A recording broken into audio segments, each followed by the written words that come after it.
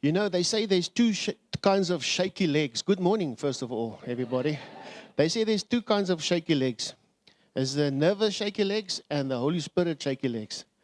You know, long ago when I started playing in a band, in the worship band, I was so nervous when I used to start playing that I could hardly keep note and keep beat, and my legs were shaking, but that was nervous shaking. Now, today I can tell you my legs are Holy Spirit shaking legs today, because after worship this morning, coming here, just awesome. Yeah, guys, are you ready? So yeah, today I want to talk about something that is extremely practical and also very important. I want to talk about walking in a manner worthy of our calling. Okay, so our calling is not only what God asks us to do, it is also the way God asks us to live. It is not just about church or about Sunday or Sundays or just about ministry. It's all about how we live every single day. All right. So our text this morning is out of Ephesians, and from verses 1 to 6. I'm not going to read the whole scripture now. I'm just going to ask the guys to leave it there, because as we go along, we're going to look at specific things in that scripture there. We're going to unpack some stuff, and we're going to put some meat around it, and we're just going to have a conversation regarding the Word of God. Amen. So Paul writes in Ephesians 4:1, he says, "Therefore, I, the prisoner of the Lord, implore you to walk in a manner worthy of the calling with which you have been called." Notice what Paul says. He doesn't say talk about your calling. He says walk in a manner worthy of your calling. There is a difference between knowing your calling, meaning talking about it, and there's a difference also and walking worthy of your calling, meaning doing it. You can know scripture and still treat people badly. You can sing worship songs and still carry unforgiveness. You can serve a church and still be full of pride. This is all knowing your calling. But if you're still doing your calling in that manner with singing songs of worship but still have unforgiveness in your heart, then you are not walking according to your calling. You can tell everyone that you love Jesus and still lose your temper every time somebody disagrees with you. You can wear a Christian t-shirt and still live like the world. Paul is saying, your life must become evidence of what you say and what you believe. The question is this morning is not simply, am I called? Everybody is called. If you accept Jesus Christ as your Lord and Savior, you are called. The question is, does the way I live demonstrate that I am called? So the Afrikaans says, jy moet vrugte dra wat by jou bekering pas. Gil, daai is vir jou. And if I have to translate it to English, and I asked my English people, my friends this morning, we came to an agreement. It will say something like this: you need to wear the fruit of the Spirit, or wear the fruit of the Spirit that shows your salvation or shows your conversion, your bekering. Okay. So Paul begins the chapter with the word therefore. Okay, that word is important. Whenever you see therefore in Scripture, you should ask, what is it there for? Paul has spent the first 3 chapters explaining. Yeah, and if you look back in Ephesians 1, 2, and 3, the first 3 chapters, you'll see that those scripture talks about what God has done for us. He talks about grace. He talks about salvation. He talks about being chosen. We as the chosen people. He talks about being made alive in Christ. And also he talks about the incredible plan God has for us. And then he says, therefore. In other words, because God has done all this for you and for me, because Christ has saved us, you and me, because grace has changed us, you and me, because we belong to Him, therefore, now live differently. Does this make sense? Yeah. Amen. You see, Christianity is not, God, look what I can do for you. Christianity begins with, God, look what you have done for me. And then our obedience becomes our response to His grace. Our obedience becomes response to His grace because of what He did to me. We don't live right to earn God's love. There's nothing that me and you can do extra and more to earn God's love. Remember, He loved us first. We live right because we have received God's love and His grace. And because of what He has done for us, therefore, we want to please Him and live right accordingly. Amen. Second thing is, Paul knew who he was. Paul says, I, the prisoner of the Lord. Paul was physically a prisoner when he wrote this. But notice how he describes himself. He doesn't primarily say, I am a prisoner of Rome. He says, I am a prisoner of the Lord. Rome may have controlled his circumstances, but didn't control his identity. He knew exactly who he was in Jesus, and he knew exactly who he was. That is so powerful because your circumstances this morning, people, I want to tell you, your circumstance does not determine who you are in Christ. Amen. You may be going through some financial pressure now, or problems at work, or difficulties in your marriage. You may have family problems. You might be misunderstood, or you might be disappointed in somebody or something. But your circumstances do not change this because you belong to Jesus. So here's the thing. Sometimes we all allow circumstances to change our behavior. When everything goes well, of lekker, soos Wessel sal sê, check jy het nou daar gaan sit vandag, nee. When everything goes lekker or well, we are nice. When somebody frustrates us, suddenly the Christian disappears. Huh? Have you heard that before? When the traffic is flowing, we are peaceful. And when somebody cuts us off, we become a different person. When our boss compliments us, we are happy. And when our boss criticizes us, suddenly we are angry. Paul says, your calling must be stronger than your circumstances. When the boss leaves the office, then you say to your colleague, what's his problem? You know? Your calling must be stronger than your circumstances. Let's look what it means. It means that, think of Paul. When Paul was in jail, if he had to see his circumstances bigger than his calling, do you think he would have been motivated to still keep on writing letters to the believers of the time? There's another guy, Joseph. Pastor Charles spoke about him last Sunday. This guy was sold by his brothers. He was sold as a slave. He was locked up. Do you think if he saw his circumstances bigger than his calling, do you think he would have been where he has gone in history of the Bible? Not. He would have probably been discouraged. Paul could have said, yes, man, I'm sitting in jail here. Wow, I've been doing everything right, and now I get locked up. But no, they clearly understand the circumstances they are in, and they know that their circumstances are not bigger than their calling, and they just pressed on, going on. Amen. And there's various other people in the Bible that we can use as examples, especially what you call it, Job. You know, that oak had it bad, man. He just stood in there. You know what I'm saying? All right. Third one, Paul uses the word walk. Walking speaks about your lifestyle. Not one step, not one moment, or not one Sunday. It is the direction of your life. You might stumble while walking. You might fall, and you might make mistakes. This really means that, but when you get up and continue walking, being a Christian doesn't mean you'll never make mistakes. It means that your life has changed direction. Before you knew Christ, you were for yourself. And when you got saved, you turned around and you walked away of your old life. Because we say, before we knew Jesus, I lived for myself. And after I got saved, I lived for Him. Before Christ, what do I want? After Christ, Lord, what do you want? Before Christ, how can I get even? After Christ, how can I forgive? Before Christ, how can I win an argument? After Christ, how can I preserve this relationship?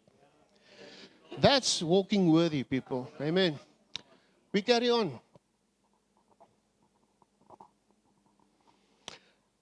We often think of calling as something we do, and rightfully so it is. I'm called to preach, I'm called to worship, I'm called to lead, I'm called to evangelize, doesn't matter what it is.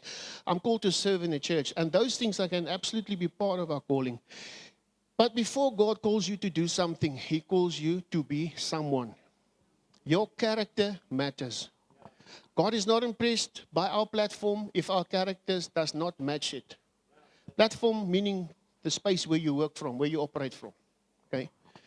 You can have a microphone, or I can have this microphone and still lack maturity.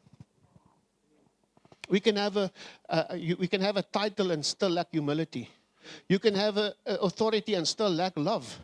You can be gifted and still be difficult to live with. The first evidence of a calling is not always a position. It's the greatest evidence of calling is Christ-like character. Verse 2 Paul now starts to begin explaining what worthy walking looks like. He says, first, with all humility. Humility means understanding that you are not the center of the universe. How many times we think we are bogaminas? Look at me, what I can do. That one was for the Zulu-speaking people. That's the only Zulu I know. Humility doesn't mean thinking you are worthless. Humility means knowing who you are without needing to prove yourself to everybody. It will be in your character. It will be visible by other people. They will pick it up and they will see it automatically. A humble person can say, I was wrong. I don't know. I need help, or I'm sorry. Please forgive me.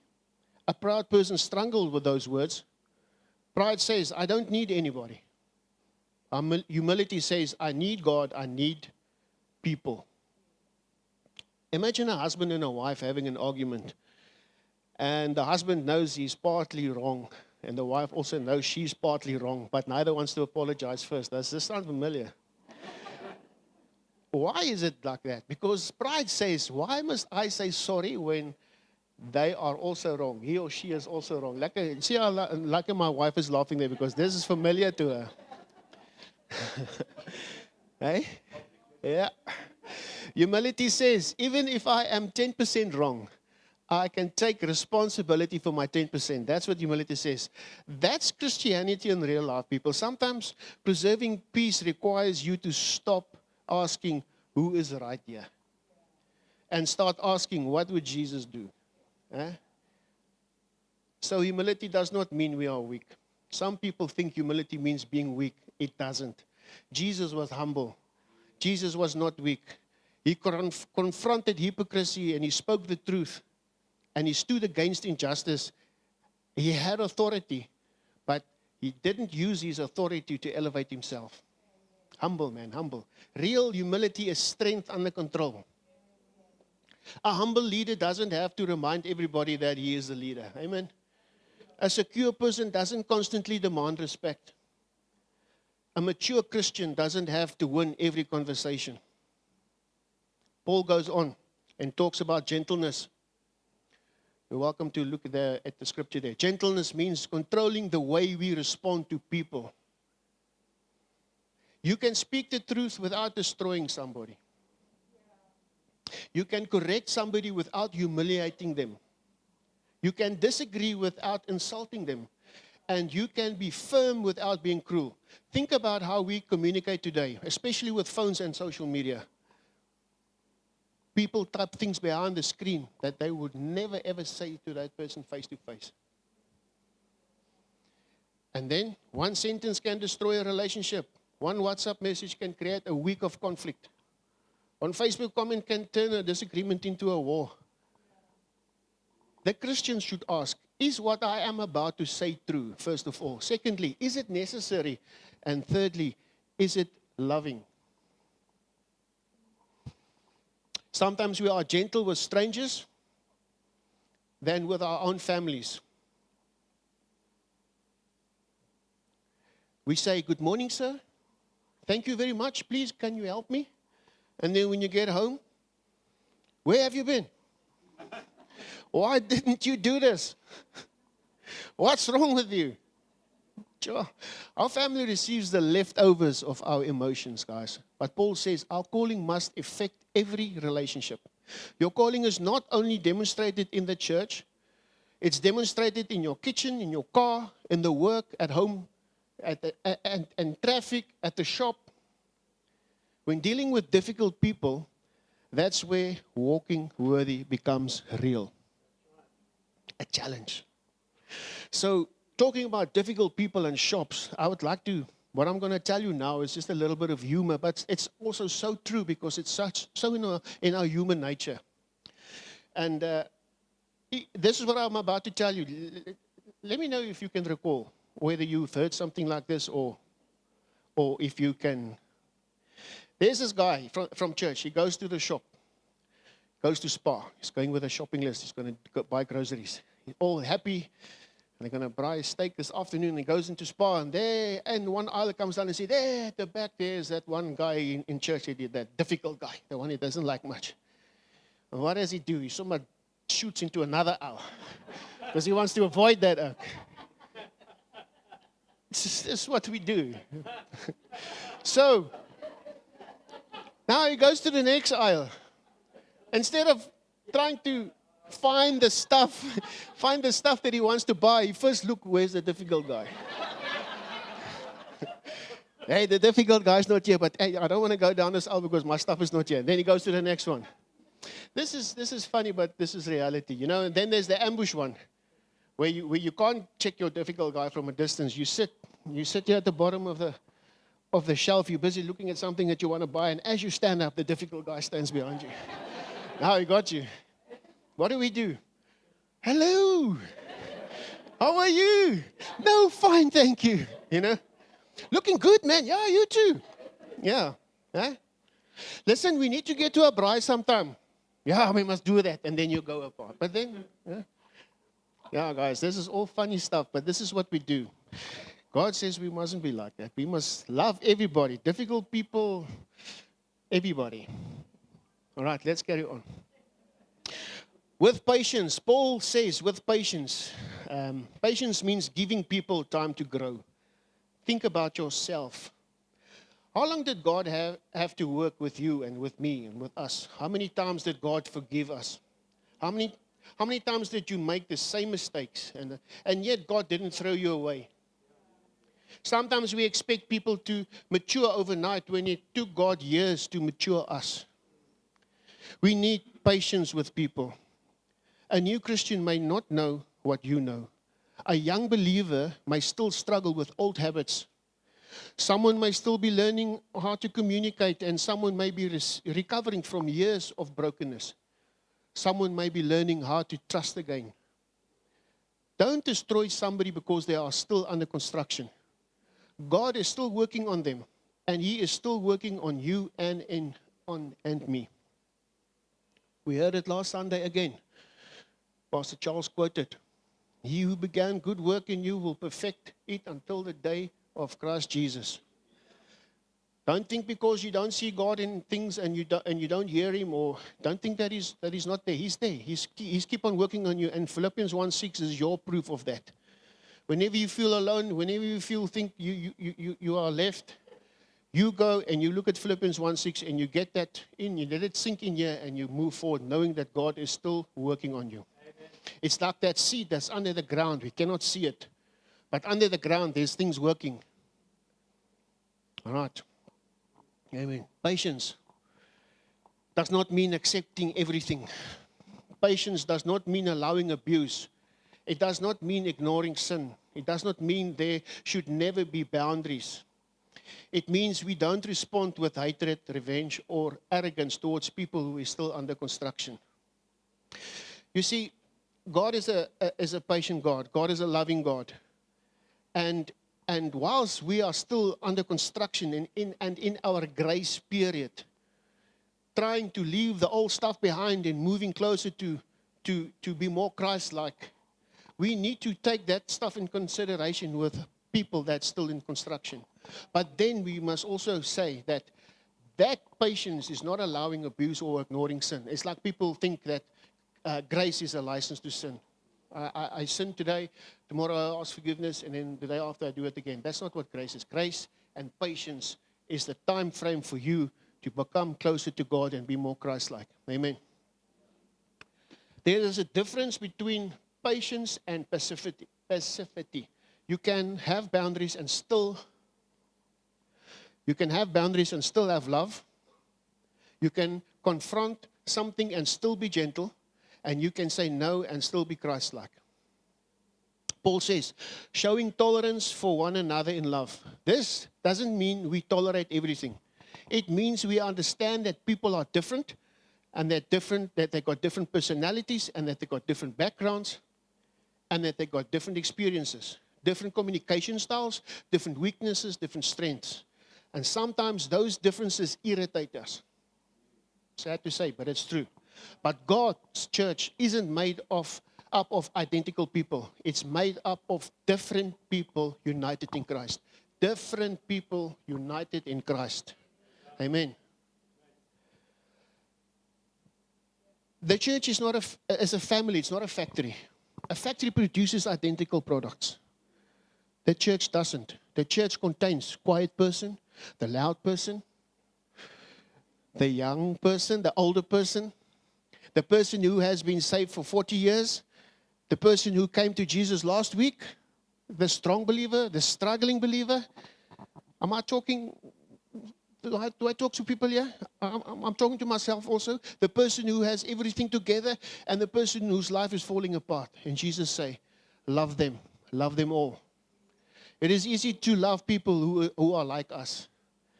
It is a real test. The real test is loving people who frustrates us. But it's doable. We can do it. Verse 3. Unity. Now I got new revelation on unity by reading this scripture, because I never actually saw it like this. And it goes as this. It says, Paul says, being diligent to preserve the unity of the Spirit. Notice he doesn't say create unity, although unity is important. And there is instances where you can create it, but listen what he says. He says preserve unity. Because the Holy Spirit has already created unity among believers. Amen. Our job is not to create something God has already given. Our job is to protect it.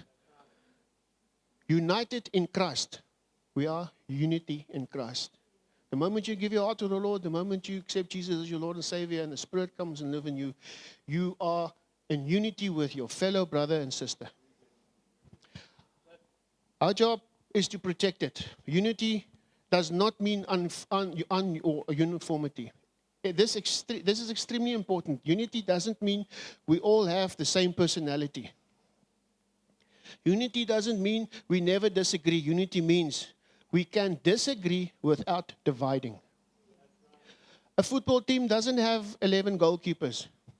The body doesn't have 10 eyes. Different parts of different functions, but they belong to the same body.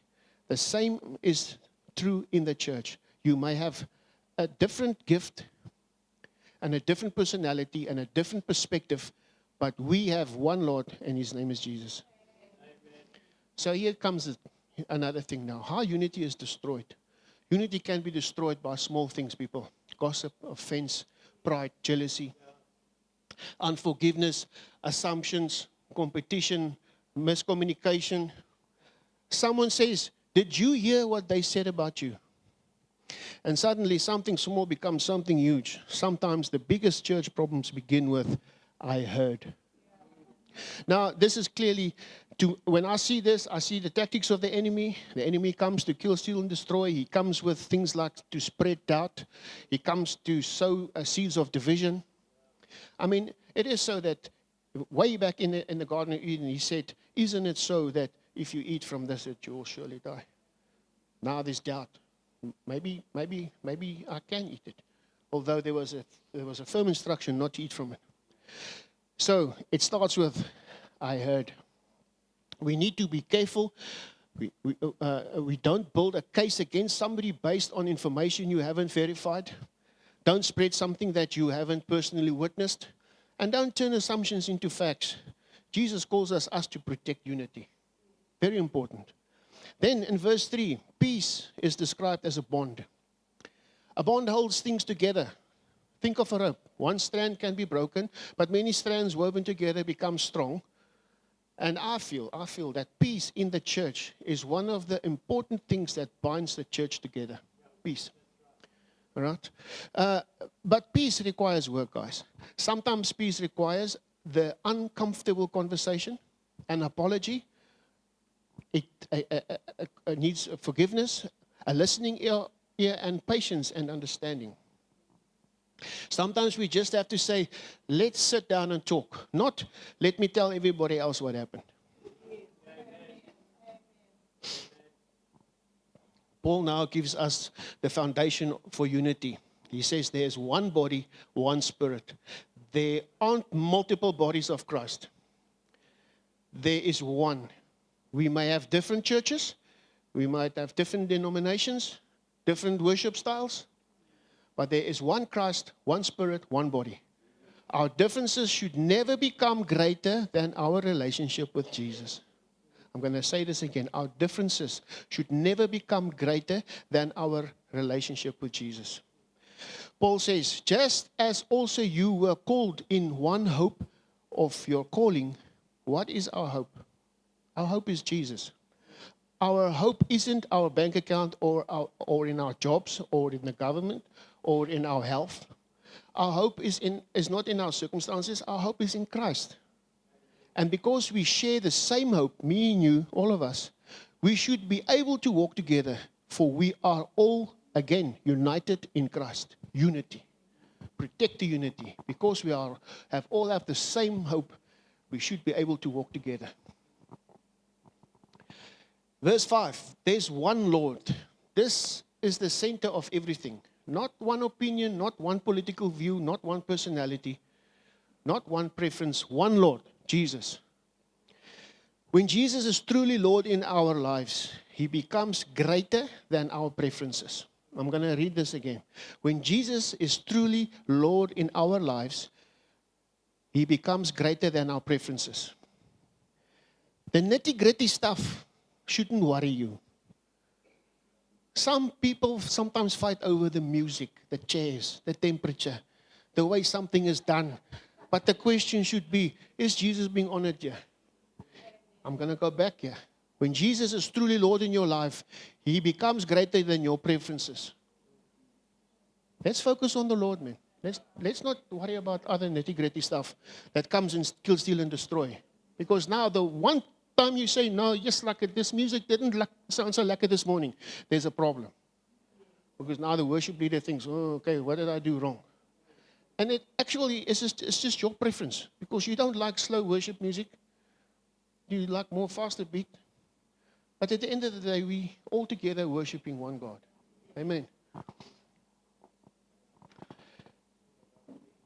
One faith. Our faith connects us. Faith means trusting Christ. Not trusting ourselves or in our works or our own ability. We stand together because we have the same faith and hope in the same Savior, our Lord Jesus Christ. He talks about baptism. Baptism is a powerful picture of identification with Christ. And then it reminds us that I belong to Jesus. You belong to Jesus. My old life has been buried. I have been raised into my new life. So when we remember who we belong to, it changes how we treat one another. Yeah. If we remember who we belong to, it changes how we treat one another. Because you remember, as God loves you, He loves that other person or other people around us. And we should take that in consideration. Paul concludes, one God and Father of all, who is over all and through all and in all. Think about the beauty of that. one Father. We are not competing for God's attention here. We are not fighting over who's more important. We are all family. And if God is our Father, then the people beside us are not merely people. They are our brothers and sisters in Christ. And they are people whom God loves, and we should love them too.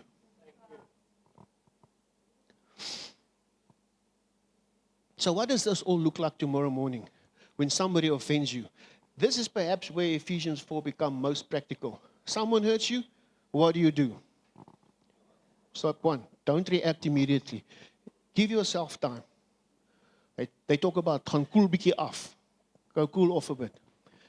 Step 2, you're gonna pray. You're gonna go to your source of help. You're gonna say, Lord, help me with this. Jesus, how would you like me to respond to this? Step 3, examine yourself. Ask, did I contribute to this? Speak directly. Don't tell 10 people before telling the person involved. Speak with gentleness. Truth without love becomes a weapon, people. Yeah, that's right. And then, important, forgive. Forgiveness doesn't always mean trusting immediately. It means releasing the anger and revenge in us to God. I got a problem, you did me wrong, now I'm not feeling too comfortable with you, but you know what, I forgive you, and when I'm doing that, I give everything to the Lord. Yeah, that's right. Protect unity. Don't keep reopening the wound through gossip. Amen. When you are the one who is wrong, this may be a bit harder. Sometimes we need to stop saying, I'm sorry, but, because that isn't really apology. We all know that. I'm sorry, but you made me angry, or you started it. Instead, just say, I'm sorry, I was wrong, please forgive me. Move on. That's humility. And humility can restore relationships that pride would destroy. Ephesians 1:4 asks every believer to examine their life. So, ask yourself, am I walking worthy? Not am I better than somebody else, do people respect me, but does my life reflect Jesus? Thank you, Lord. We're almost there. I'm busy landing now. Some people think their calling is only in a certain place, like worship or serving, but your calling is visible in ordinary moments. A mother washing dishes, a father providing for his family, a worker doing an honest day's work. This one is one of my ones I like. A teenager choosing purity. A husband forgiving his wife, and a wife showing grace to her husband. This is all part of a calling. A Christian refusing to gossip, a believer helping someone who cannot repay them, and a person choosing kindness when everyone else is angry. That's walking worthy.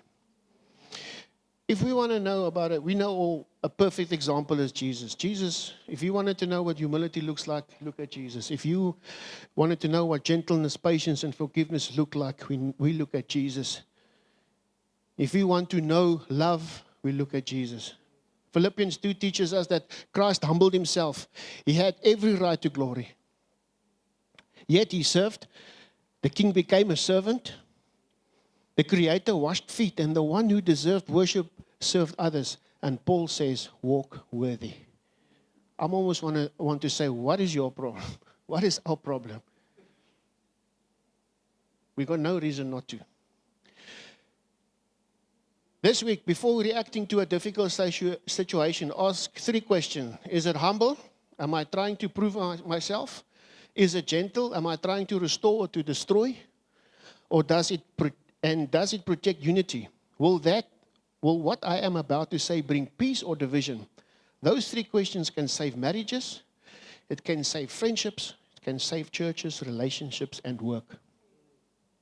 Or relationships at work. So the calling is daily. You don't only walk worthy on a Sunday. You work worthy every day. Every day of the week. Friday, when you're tired. Saturday, when nobody is watching.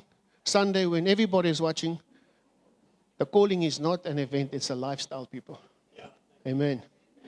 All right, final challenge. Ephesians 4 gives us the beautiful picture. One body, one spirit, one hope, one Lord, one faith, one baptism, one God and Father. Look at how many times Paul says one. You know why? Because the enemy loves division. He cannot destroy the church from the outside. He'll try to divide it from the inside.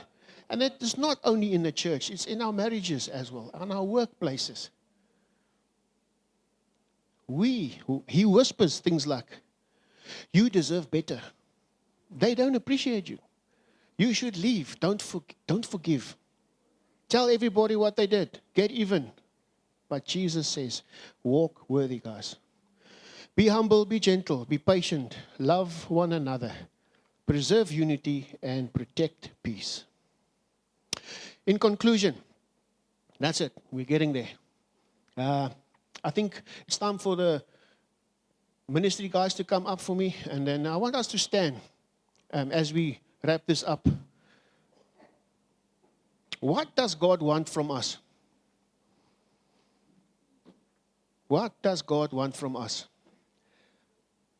Maybe today God isn't asking you to do something spectacular. Maybe He's asking you to do something simple. Forgive somebody. Apologize to somebody. To stop gossiping. To control your temper. To speak gently. Be patient with someone who is struggling. Restore a broken relationship.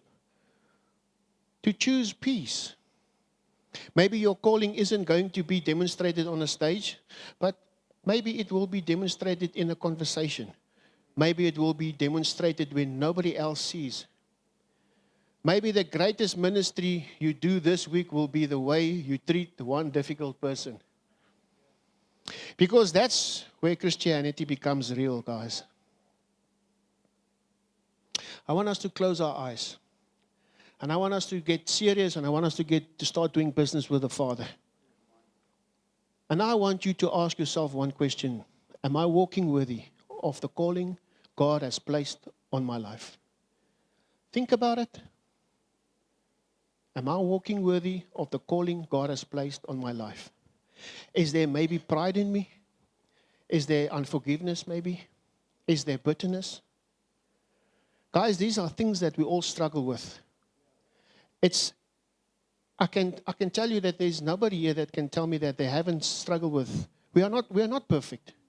But this is the place where we're at, where we can become more like Jesus, where we can come and pray for each other, where we can start doing business with the Father. The Father is in the restoration business. The Father wants to heal and tell you that you are worthy. You must remember that the Bible tells us if we can't forgive others, God can't forgive us. There where you are standing, if you've got unforgiveness in your heart, do business with the Father. Put that person's name before the Lord. He knows your thoughts already. And better so, if you want, come out, step out, and let a sister or a brother pray with you. You don't have to tell them the detail. You just can say, brother, I need help with unforgiveness. Will you pray with me? Together, you will make a difference. Lord will work and do His restoration work. Is there bitterness? Is there gossip? Is there anger? Is there division? I want you guys to step out this building different than what you came in. Is there somebody that I need to forgive? Ask yourself that. Is there somebody I need to apologize to? Is there somebody I need to approach with gentleness? Is there a relationship where God is asking me to become the peacemaker? You might know some in your families, there might be people that don't see eye to a brother or sister or two brothers. Is there a relationship where God is asking me to become the peacemaker? Jesus said, blessed are the peacemakers because they'll be known as sons of God. Amen. So yes, guys, these people are here this morning to serve you. They are here, they want to pray with you. I want to leave you with, to say we need to try and walk worthy every day. Not because we are perfect, but because Christ has called us to do it. Not because we have earned grace, but because you have received grace. Not because you are better than anybody else, but because Jesus has changed you. Amen. Amen. Hallelujah. Thank you, Lord. So, yeah, Pastor, If there's somebody that wants to come out for prayer, we can.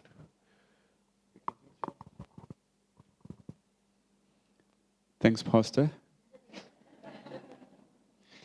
I think the thing I just want to say right now, the strength that we rely on is not our own. And just as we do this exercise, and can we just remain in that attitude of prayer? And as you invite God in to do those adjustments, Lord, we ask that we don't do this in our strength. We acknowledge the unity that you're bringing by your Spirit, that you are our provider, you're our keeper, you're our protector. And Lord, we ask, we don't try and go into performance mode to try and present to the world this perfect self that we know, Lord God, we are work in progress.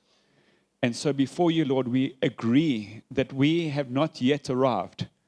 You are happy with us, working with us as we are.